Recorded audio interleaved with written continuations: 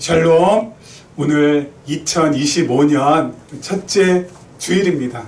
2025년이라는 요 새해에 맞이하는 요 횟수가 아직까지는 입에 또 귀에 익숙하진 않습니다. 와, 우리 생전에 2025년을 맞이하다니. 아무튼 2024년에도 우리와 늘 함께 해주시고 은혜를 베풀어 주셨 하나님께서 2025년에도 더욱더 큰 은혜와 더욱더 큰 사랑을 베풀어 주시고 또 동일하게 우리와 함께 해주심으로 이 2025년 한 번도 가지 못했던 요 한 해를 하나님과 함께 성큼성큼 나아갈 수 있으리라 확신합니다.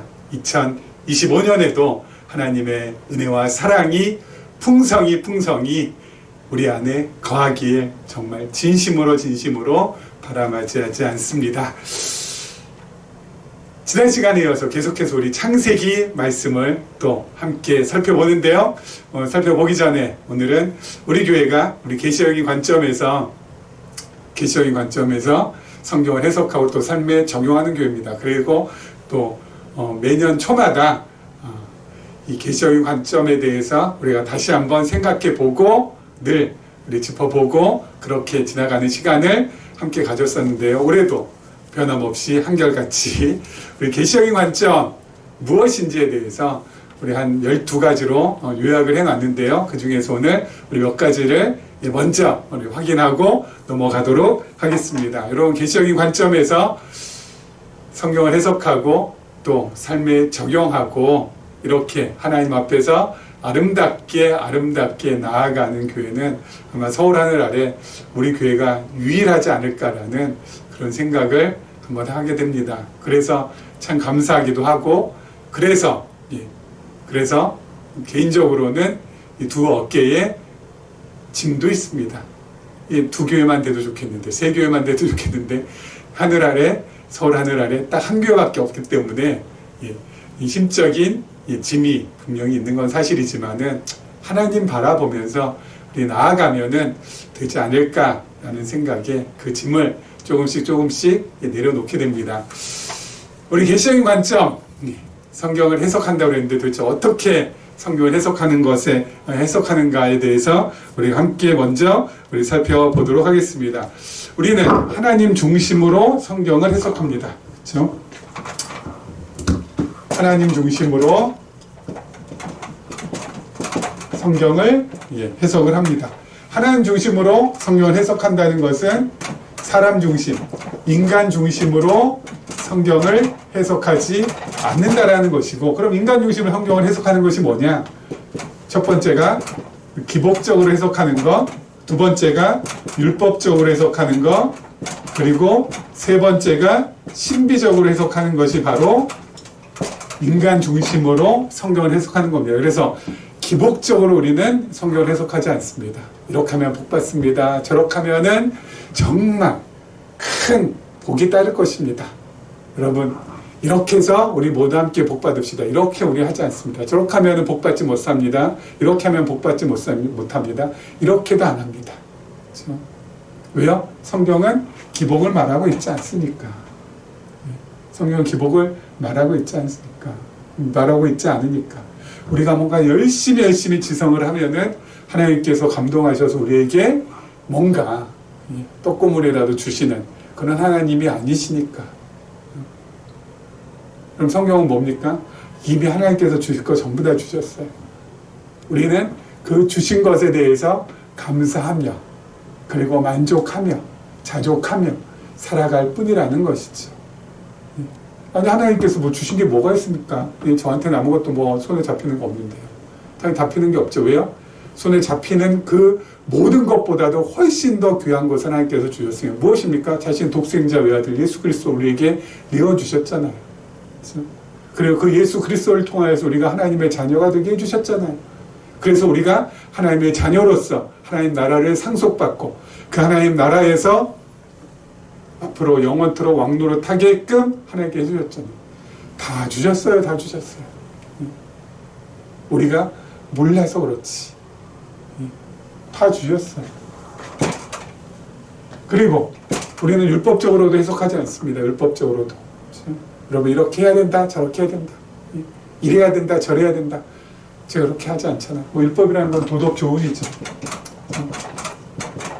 여러분 말 조심해야 됩니다. 이런 거 없습니다. 여러분 이런 것만 이렇게만 해야 되고 저렇게는 하면 안 됩니다. 이런 거 없어요.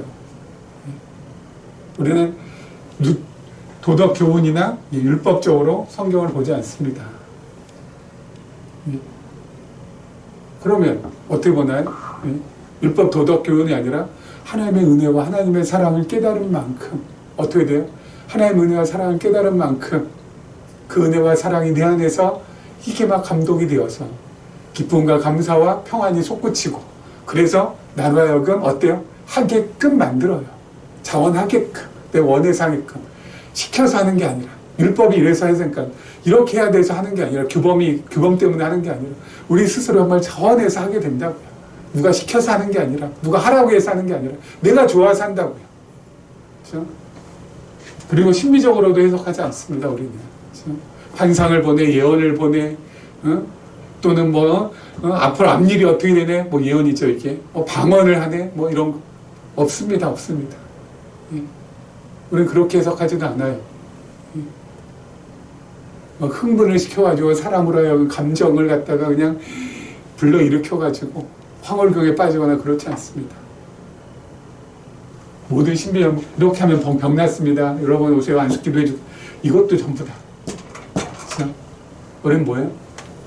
철저한 지정의 하나님께서 주신 지성으로 거듭난 지성으로 하나님의 말씀을 깨달아 그 말씀이 내 마음을 감동하고 그 감동한 그 내 마음의 어때요? 나를 움직여서 살아가게끔 만드는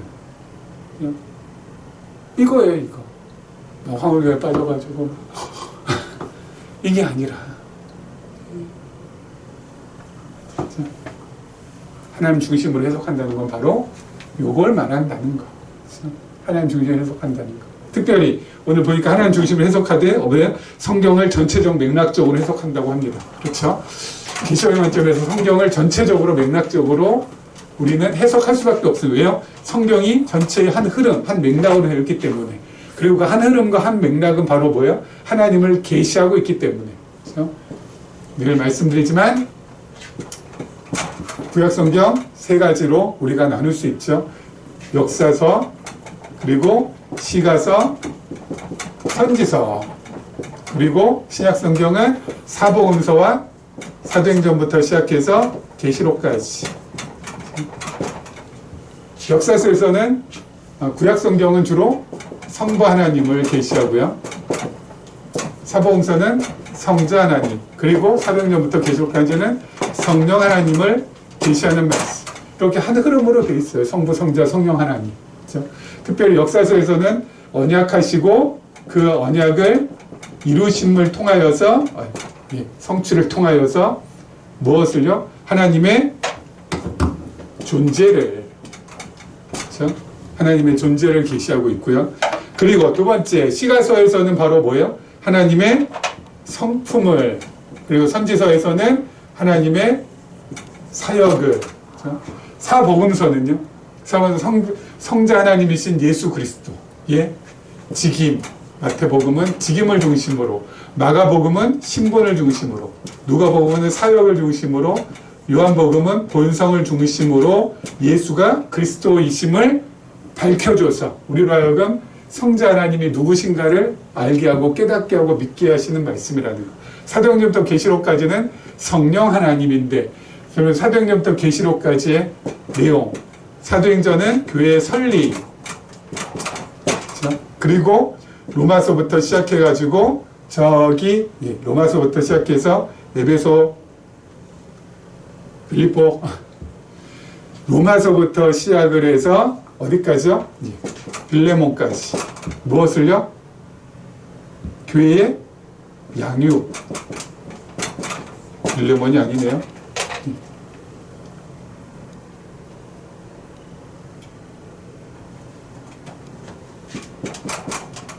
로마서, 갈라디아서까지.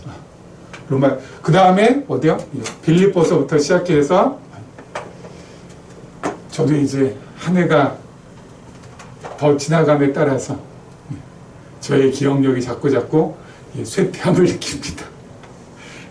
양육, 그 다음에 뭐였죠? 무장, 그 다음이 투쟁, 그 다음이 승리죠. 갑자기 이게 생각이 안 나네요. 아무튼 이렇게 된다는 거. 계시록이 승리고요.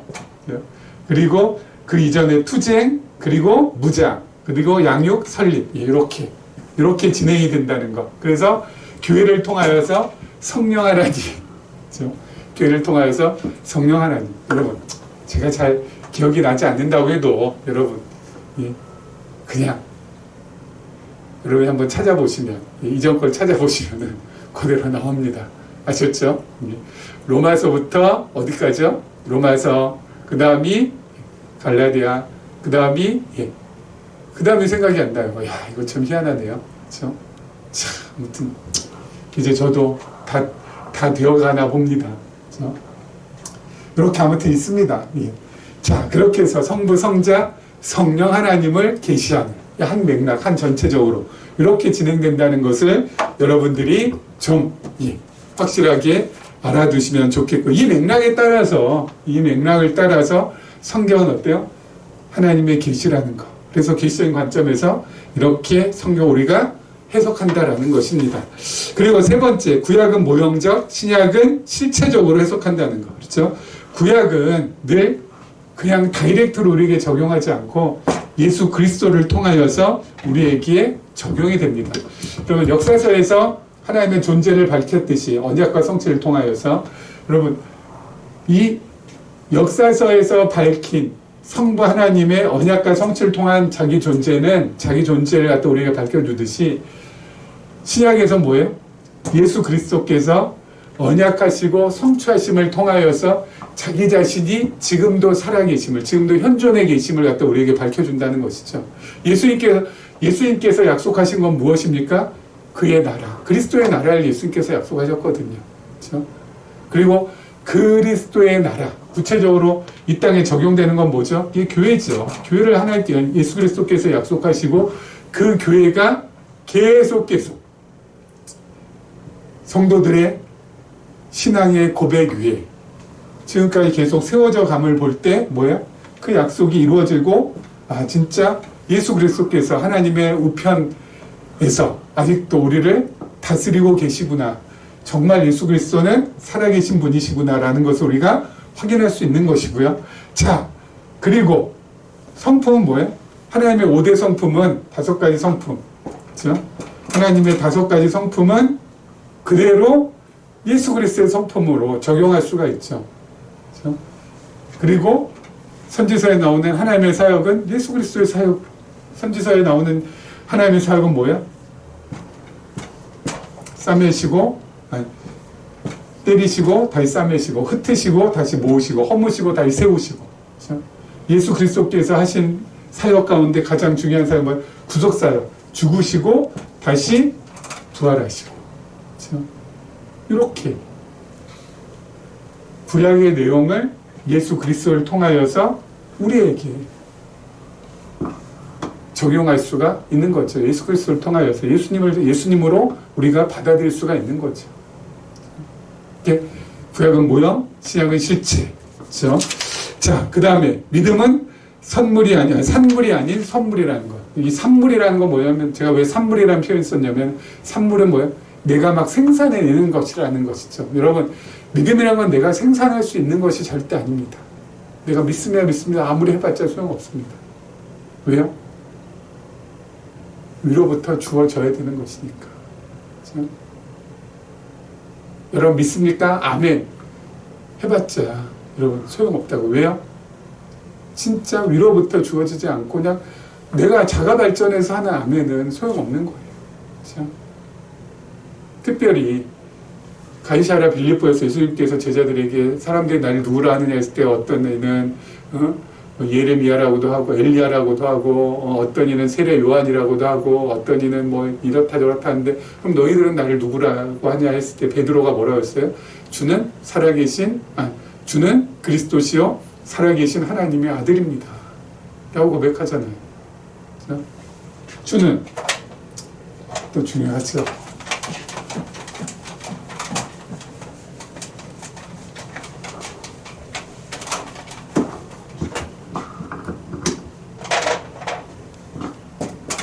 주는 그리스도시요. 또 뭐야? 살아계신 하나님의 아들. 이렇게 하니까 예수님께서 이것은 혈육이 너에게 알려준 것이 아니라, 혈육에 의한 것이 아니라 하늘에 계신 아버지께서 뭐예요? 알려주신 것이에요. 베드로가 이렇게 한 것은 자가 발전해서 한 것이 아니라 뭐예요? 깨닫게 해주시니까, 하늘에서부터 하나님께서 깨닫게 해주시니까 이게 가능한 거라고요.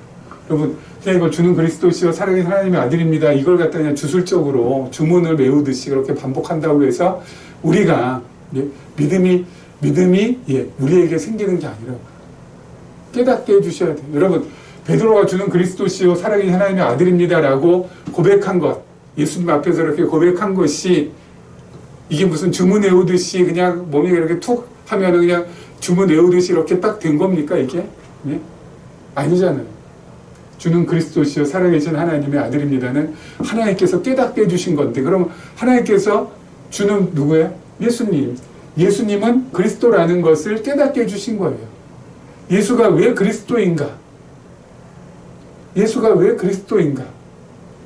이게 되게 중요한 질문이에요. 여러분, 이것을 하나님께서 우리에게 깨닫게 해주셔야지만 우리가 어때요? 아하! 하면서 우리가 주는 그리스도라고 우리도 동의로 고백을 할 수 있고요.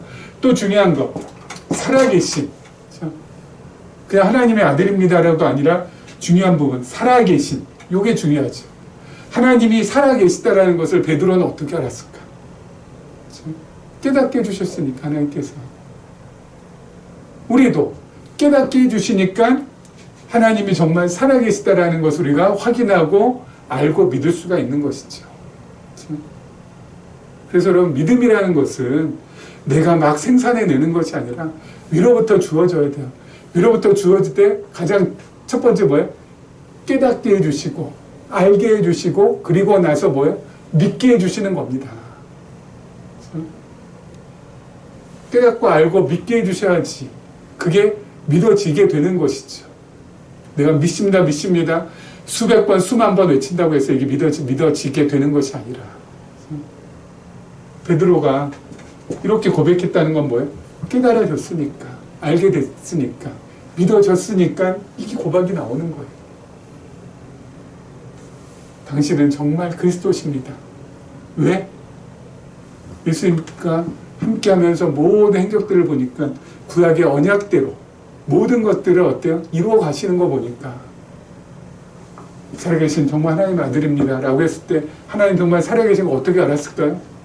그때나 지금은 하나님 안 보였을 텐데 예수가 그리스도라는 것을 확인하니까 뭐예요? 예수가 그리스도라는 걸 확인하니까 와, 그 예수를 그리스도로 보내주시겠다는 하나님이 살아계시다라는 것이 뭐예요? 확증이 되니까 그러니까 이렇게 고백할 수 있었던 것이지. 아무렇게나 그냥 주문 외우듯이 그냥 잠꼬대하시니 랄랄랄랄 하면서 이렇게 나온 게 아니라 그래서 믿음이라는 것은 어때요? 선물이 아니라 선물이라는 거 기억해 주시기 바랍니다. 이게 선물이 되었을 때는 맹신으로 간다고 말씀드렸어요. 믿음은 덮어놓고 믿고 무조건 믿고 모르고 믿고 그냥 믿고 이게 믿음이 아니라 여러분 그것은 완전히 잘못된 믿음이에요.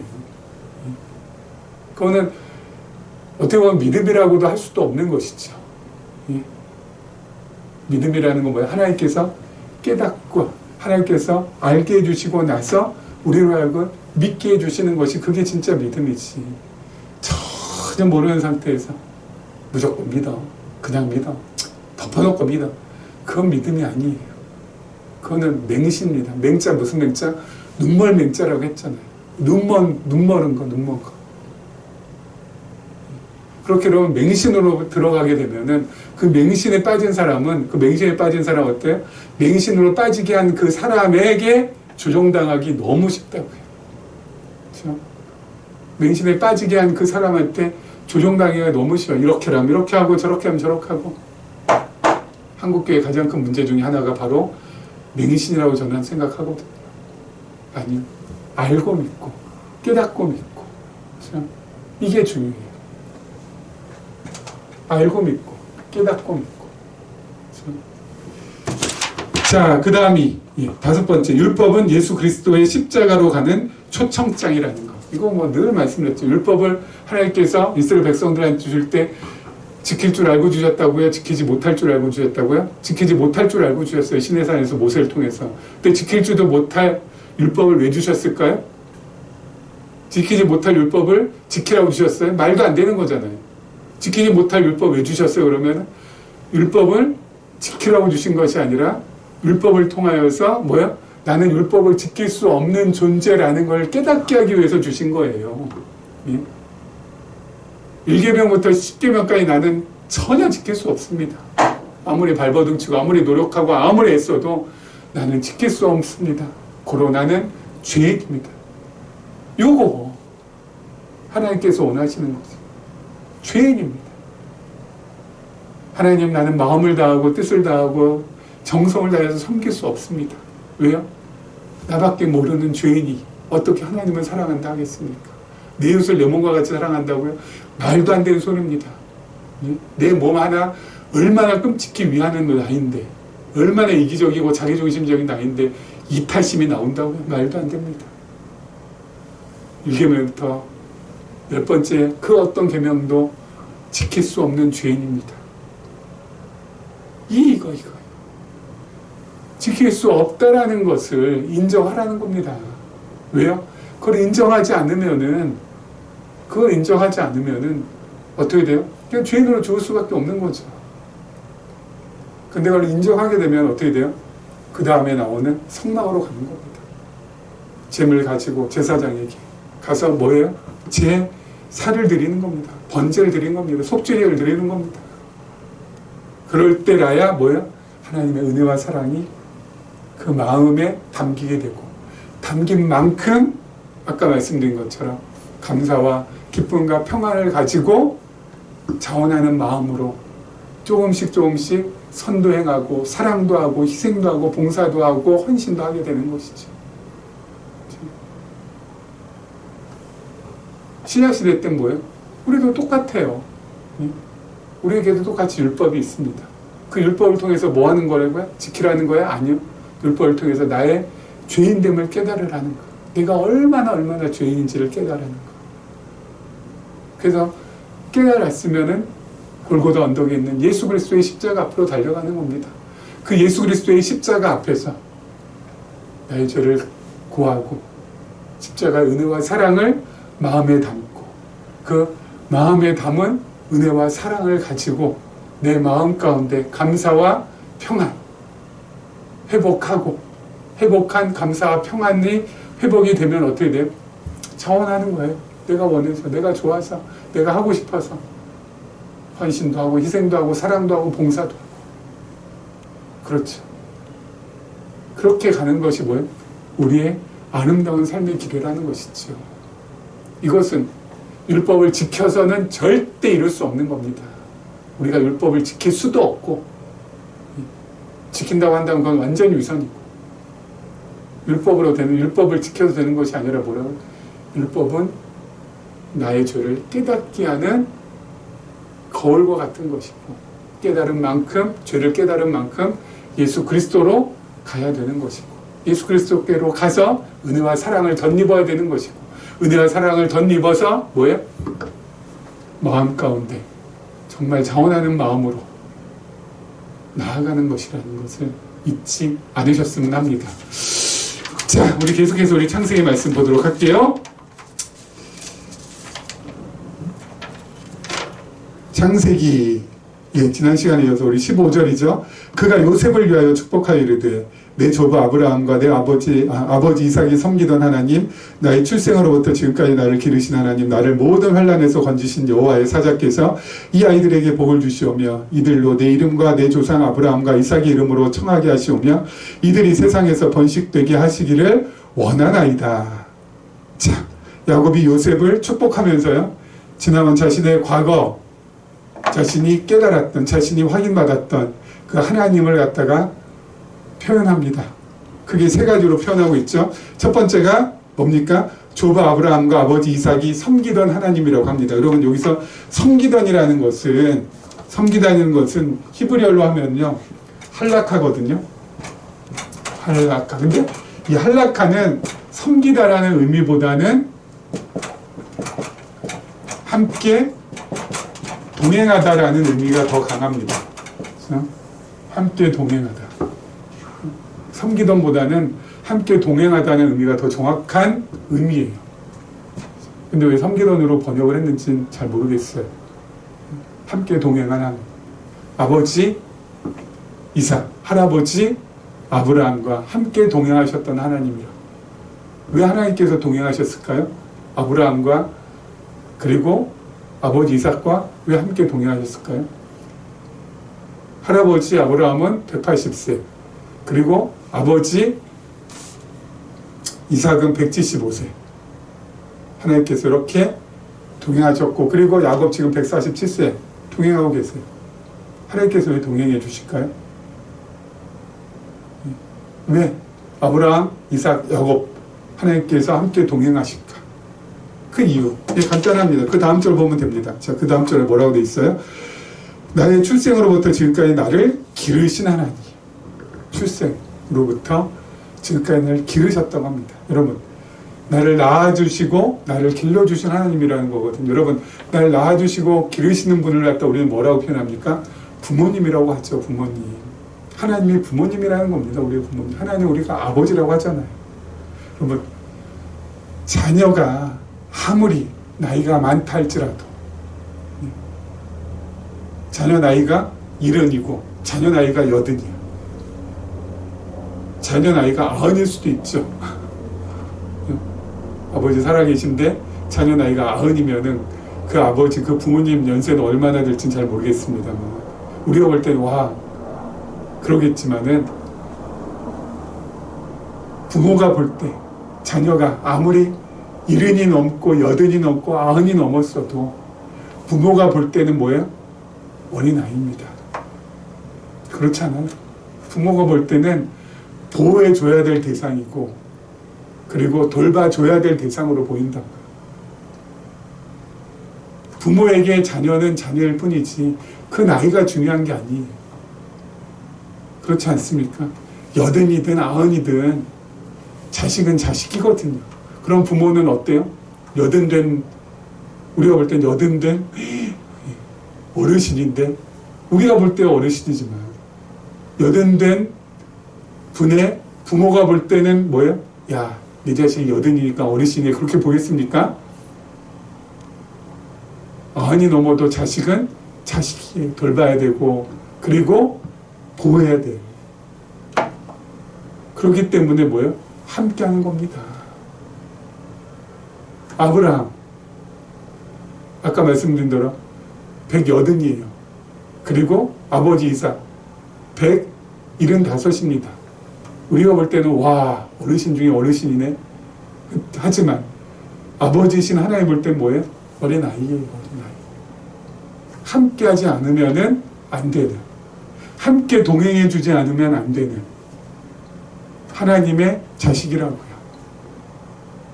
사람들을 볼 때는 어르신이라고 하지만은 하나님 볼 때는 어린아이에 불과합니다. 돌보고 보호해줘야 될 대상에 불과해요. 그러니까 동행해 주시고 함께 해주시는 거예요. 나를 낳아주시고 길러주셨던 하나님. 아버지라는 겁니다. 부모라는 겁니다. 그러니까 부모가 어때요? 돌봐주고 보호해주고 함께해주고. 그렇죠? 그리고 마지막으로 뭐라고요? 나를 모든 환난에서 건지신 하나님. 그렇죠? 여러분 야곱은 정말 우여곡절 고비고비가 삶의 고비고비가 참 많았잖아요. 아버지 이삭에게 형에게 갈 축복을 빼앗아 가지고 이삭 형이 날 죽이겠다고 살기 등등하니까 그냥 도망자 신세로 집을 떠나야 됐고, 그리고 집을 떠나서 외삼촌 라반의 집에서 어때요? 고생 그런 생고생을 한 적이 없죠. 20여 년간 정말 종처럼 그렇게 고생하고 돌아올 때도 400명의 군사를 이끌고 형 에서가 나온다는 말에 정말 망연자실 해가지고 이거 어찌할지 몰랐다. 정말 고비였다. 그 야곱. 그리고 가나안 땅에 돌아와서 어때요? 이 세겜성 이 추장의 아들이 자기 딸 갖다가 범해가지고 그것 때문에 어때요?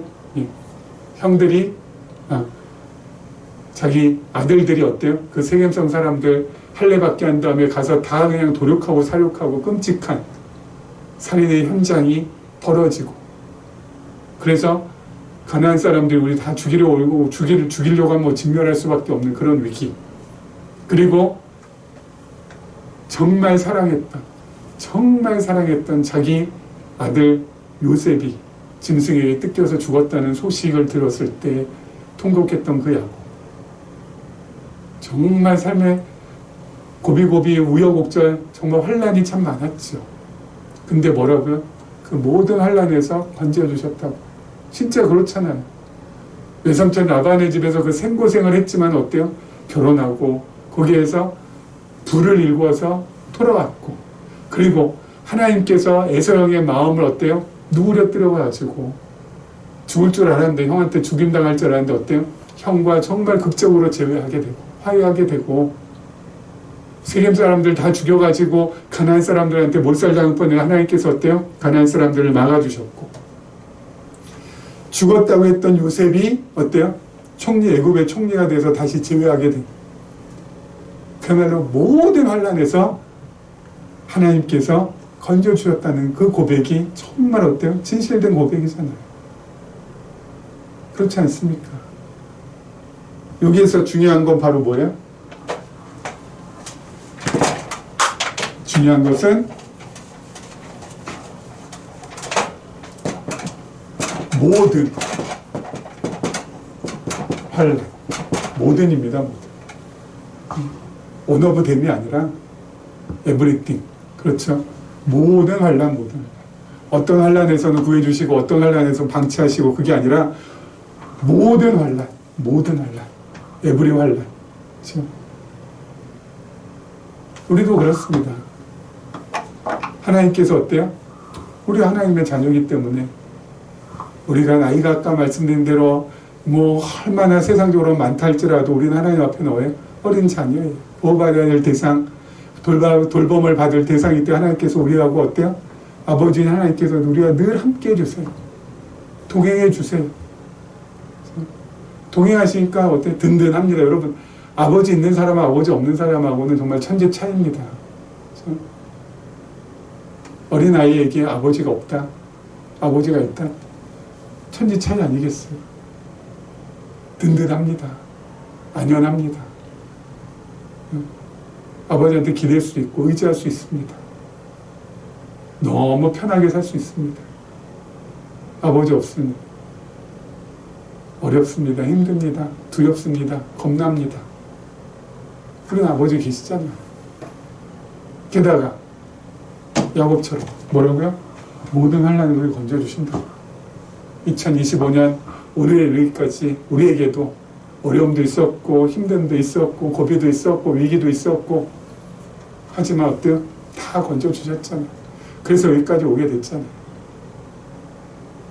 그래서 2025년도 어때요? 우리가 어떻게 될지 전혀 예측 불허지만은 하나님이 우리와 함께 동행해 주시고 모든 환난에서 건져주신 하나님이 내 곁에 계시기 때문에 우리는 힘차게 나갈 수 있는 그런 용기, 그런 담대한 믿음 안고 가는 겁니다. 말씀드렸듯이 2024년보다 2025년이 우리 앞에는 훨씬 더 어려울 겁니다. 훨씬 더 힘들 겁니다. 훨씬 더 기가 막히고 코가 막힐 겁니다. 하지만 하나님께서 나와 함께 동행해 주시고 모든 환난에서 건져 주시기 때문에 우리는 성큼성큼 나갈 수가 있게 되는 것입니다. 두려워하지 말고 주어진 나의 삶의 여정을 아름답게 진행해 나가시기를 부탁드리겠습니다. 그리고 우리 마지막 절 보죠.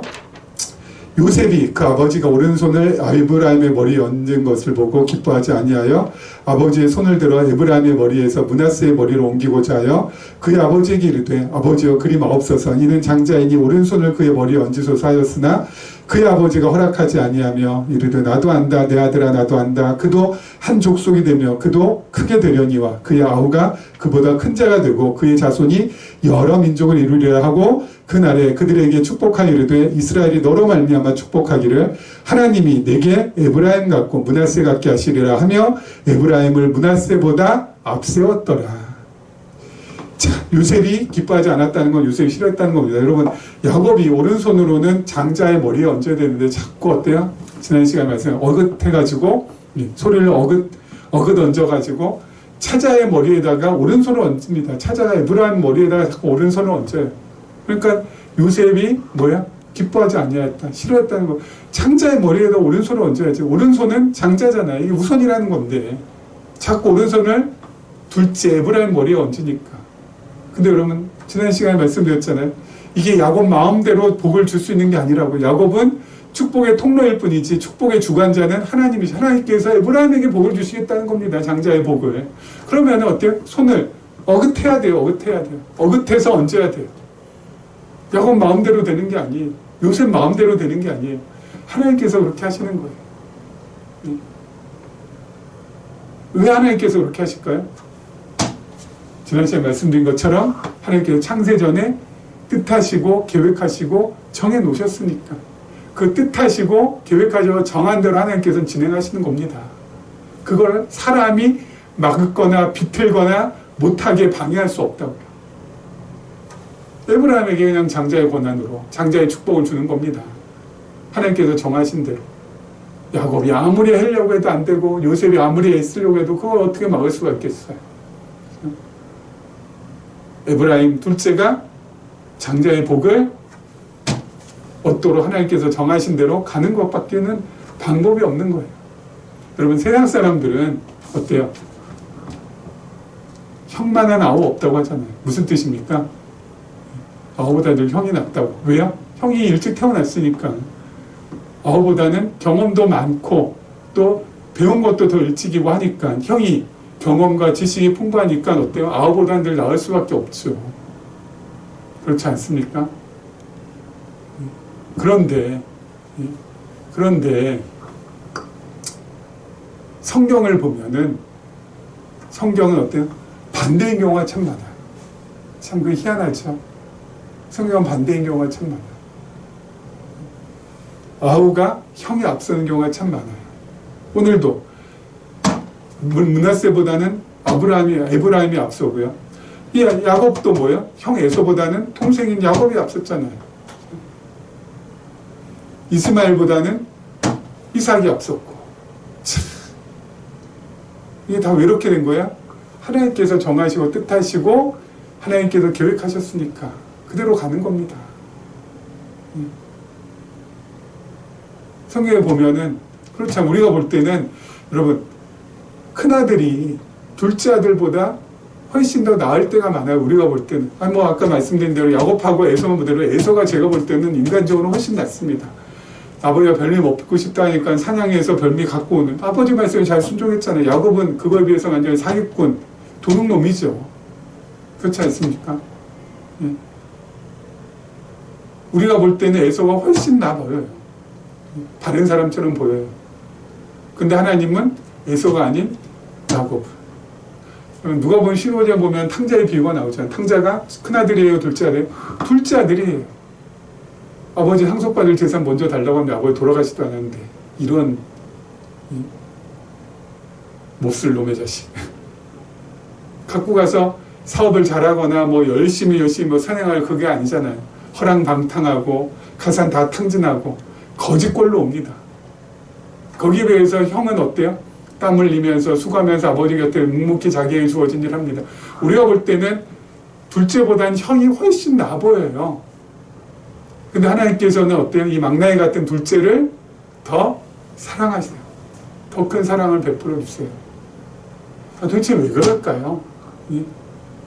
아니 그냥 세상의 순리대로 성경의 순리도 그렇게 가면 좋겠는데 세상의 순리하고는 다르게 성경은 어때요? 영리로 갑니다. 영리로 가. 왜 그럴까? 왜 그럴까? 왜 그럴까? 여러분 원래부터 잘났고 그리고 많이 가지고 있고 그리고 높은 지위에 있고 뭐 하나 손색이 없을 정도로 그런 사람이 어떤 일을 해서 그 일이 이루어졌을 때 자기 자랑을 할까요? 하나님 자랑을 할까요? 우리보다만 하죠. 자기 자랑하겠죠. 야, 내가 뭐 나 타고난 나는 진짜 재능 덩어리야. 그러면서 타고났어 나는. 그런데 아무것도 가진 거 없고 낮고 보잘것 없고 비천하고 그런 사람이 어떤 일을 해서 그 일에 좋은 결과가 왔어요. 하나님 자랑할까요? 자기 자랑할까요? 하나님 자랑하죠. 나는 도저히 할 수 없는 것을 하나님께서 이루셨습니다. 그래서 성경에 나오는 인물들의 면면을 보면은 아브라함도 그렇고 그 아들 이삭도 그렇고 지금 나오는 야곱도 그렇고 요셉도 마찬가지였고 그리고 또 뒤에 나오는 모세도 그렇고 다윗도 그렇고 어때요? 다 변변치 않은 사람들이에요. 다 하자가 있는 사람들. 작고 약하고 가진 거 없는 사람들. 그 새로운 사람들을 하나님께서 어때요? 자신의 뜻을 이루시는데 아름답게 사용하신다고. 세고 원래부터 강하고 원래부터 가지고 많고 이런 사람들을 통해 하나님께서 자신의 뜻을 도모하시는 것이 아니라 약하고 부족하고 천하고 비천하고 이런 사람들 하나님께서는 들어 사용하신다고. 그래서 우리에게 2025년도에 희망이 있는 겁니다. 왜요? 우리는 잘나지도 못했고요. 강하지도 못하고요. 그리고 가진 것도 없고요. 하나님의 뜻을 이루기 위해는 너무 그 조건이 딱 들어맞지 않습니까? 그렇죠? 그래서 희망이 있는 것 같고요. 우리처럼 이렇게 작고 약한 자를 통해서 하나님의 뜻은 이루어져 가니까 그 뜻을 이루어드리는 도구로서 아름답게 사용받게 되니까 그것보다 더 큰 희망, 그것보다 더 큰 기대 어디에 걸 수 있겠습니까? 그래서 2025년 우리에게 주어진 그 날들 다시 한번 하나님 뜻이 나를 통해서 이 땅 위에 이루어질 줄 믿습니다라는 그 고백을 안고 당차게 진실되게 겸손하게 우리가 나아갈 수 있습니다. 이런 은혜가 우리 모두에게 함께하기를 주님의 이름으로 축원합니다.